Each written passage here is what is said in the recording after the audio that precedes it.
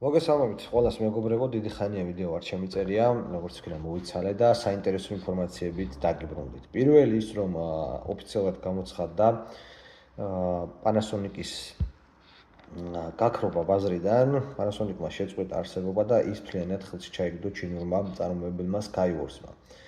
ეს რა თქმა უნდა ტექნიკის მოყვარულებისთვის და ზოგადად ნებისმიერ ადამიანისთვის ტრაგედია არის, იქიდან გამომდინარე რომ ჩვენს თვალსა და ხელს შუა გაქრა ბრენდი, რომელმაც შექმნა ისტორია, ბრენდი, რომელმაც დანერგა უამრავი ახალი ტექნოლოგია, ბრენდი, რომელსაც ჰქონდა ერთ-ერთი საუკეთესო ხაზის პრემიუმ OLED ტელევიზორები და არა მხოლოდ OLED ტელევიზორები.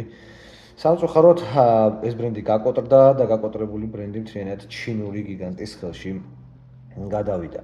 იგივე დაემართა Sony-საც, Sony-ს ამ შემთხვევაში TCL-მა გაუსინჯა გემო 51% აქციების პაკეტის 2027 წლიდან საშუალო და ქვედა კლასის პროდუქტი Sony-ს ლოგოთი ვეღარ გამოვა, ეს თუნდაც TCL-ი იქნება.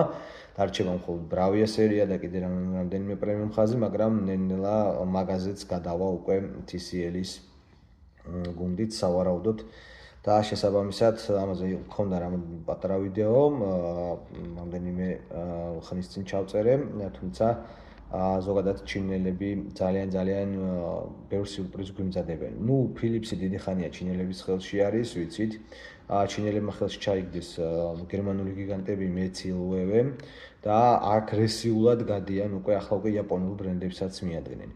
ეს ერთის მხრივ რა თქმა უნდა ცუდი არის, იქიდან გამომდინარე რომ ძალიან მტკივნეულია, როდესაც ასე თქვა ჩვენთვის საყვარელი ბრენდები და არა მხოლოდ ბრენდები, ეს უბრალოდ არ იყო მაღალი ხარისხის ელიტარული პროდუქცია, ეს იყო ისტორია, როდესაც შენეხები და რა თქმა უნდა ამასთან ერთად და გვინდა იმ სიამოვნებას, რასაც ზოგადად შეიძლება იღებდეს ნებისმიერი ტექნიკიდან და ტექნოლოგიებიდან. გარდა ამისა, Sony იყო OLED-ის დამფუძნებელი, ანუ ფუძემდებელი.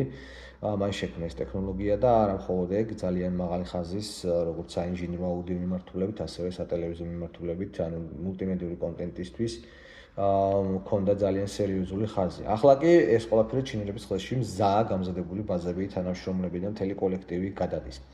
ზოგადად ჩინელები ძალიან აგრესიულად გვიტევენ, ავტოინდუსტრიაშიც თითქმის იგივე ხდება, პარალელების გავლება სწორედ ამიტომ დავიწყეთ, შესაბამისად გვიტევენ ჩინელები აგრესიულად და თქმა უნდა მომავალში ალბათ სავარაუდოდ დიდი წილი მსოფლიო ბაზრის ტექნიკაში და ტექნოლოგიებში სწორედ ჩინელების იქნება. მათ შორის აქტიურობენ ხელოვნური ინტელექტის მიმართულებითაც და მალე იქაც დიდი ცვლილებები იქნება მოსალოდნელი. მეტ ინფორმაციას უკვე ვრცელ ვიდეოში დავდებთ, თქვენ არხი გამოიწერეთ და შევაჯამოთ უკვე დიდ ვიდეოში ერთად რა მოყვება ამ ყველაფერს, რისი ბრალია და ასე შემდეგ.